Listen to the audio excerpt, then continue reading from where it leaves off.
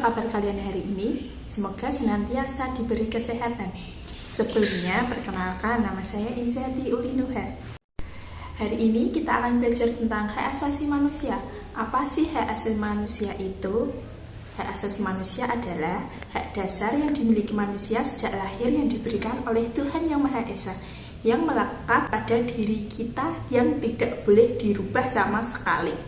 Tujuan pembelajaran kali ini adalah pertama, menganalisis kasus pelanggaran hak asasi manusia, kedua, menganalisis upaya penegakan hak asasi manusia, ketiga, menelaah upaya kasus pelanggaran hak asasi manusia.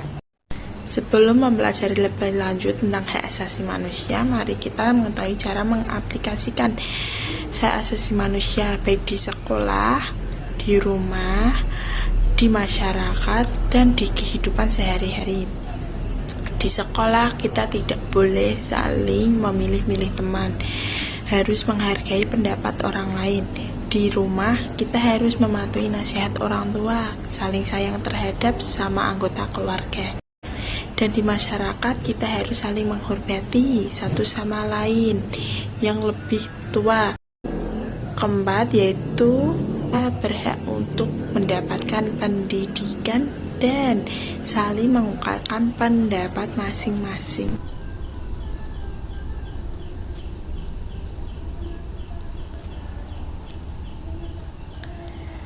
Pengertian hak asasi menurut Undang-Undang Nomor 39 Tahun 1999.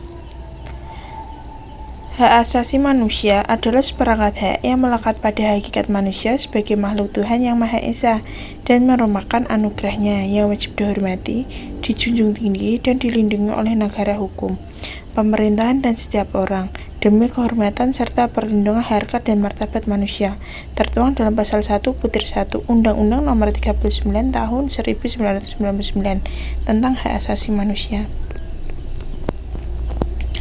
Adapun prinsip-prinsip HAM, pertama, kebebasan merupakan penghormatan yang diciptakan oleh Sang Pencipta kepada martabat manusia selaku ciptaannya, di mana manusia diberi kebebasan oleh Tuhan untuk berkuasa.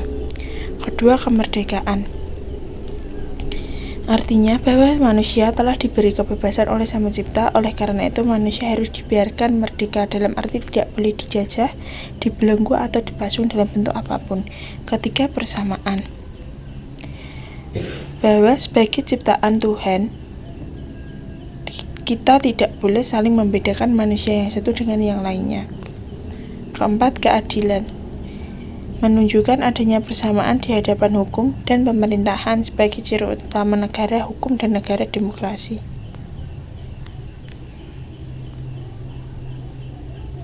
Macam-macam hak asasi manusia yang diatur dalam pasal 28A sampai 28C.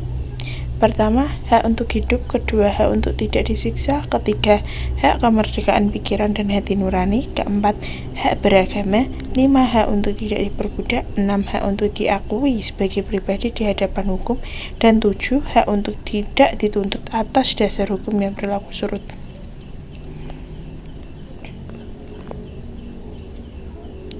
Kegiatan-kegiatan yang dapat dilakukan dalam program penegakan HAM. Ada 3 kegiatan. Pertama, penguatan upaya pemberantasan melalui pelaksanaan rencana aksi nasional pemberantasan korupsi tahun 2004 sampai 2009. Kedua, pelaksanaan rencana aksi nasional hak asasi manusia tahun 2004 sampai 2009 sebagai gerakan nasional. Ketiga, peningkatan penegakan hukum terhadap pemberantasan tindak pidana terorisme dan penyalahgunaan narkotika serta obat berbahaya lainnya. Pembagian hak asasi manusia dibagi menjadi 2.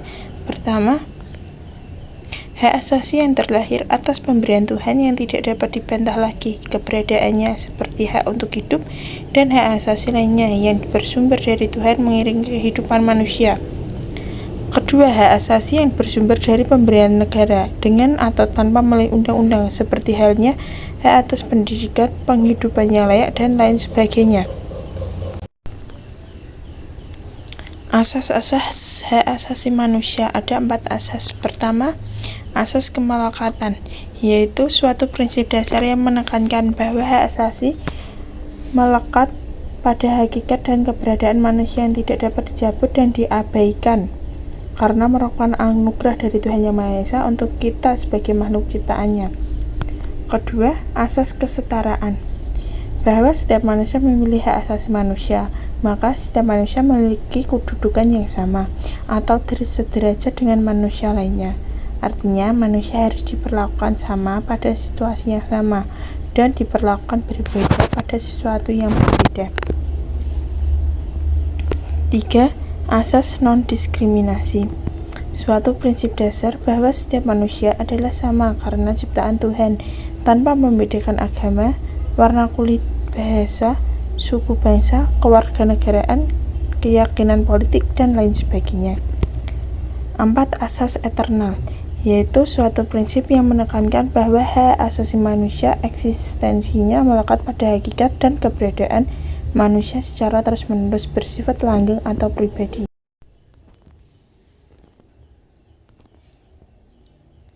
Macam-macam atau jenis-jenis hak asasi manusia sesuai Universal Declaration of Human Rights tanggal 10 Desember 1948.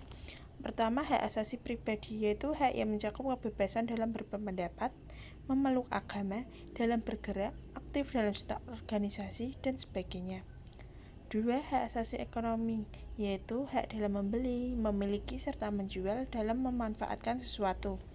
Ketiga, hak asasi politik, yaitu hak ikut serta dalam pemerintahan, hak untuk dipilih dan memilih, hak mendirikan partai politik, dan lain-lain. 4. Legal equality of right, hak asasi untuk mendapatkan perlakuan yang sama dalam hukum dan pemerintahan. 5. Judicature and custody right, hak asasi untuk mendapatkan peradilan dengan perlindungan atau perlakuan tata cara perlindungan. 4. Education right, hak asasi untuk mendapatkan pendidikan. 7. Wages and occupation right, hak asasi untuk mendapatkan pekerjaan dan mendapatkan upah yang adil dan cukup. 8. Social and cultural right, hak asasi untuk mendapatkan jaminan sosial serta pengembangan kebudayaan.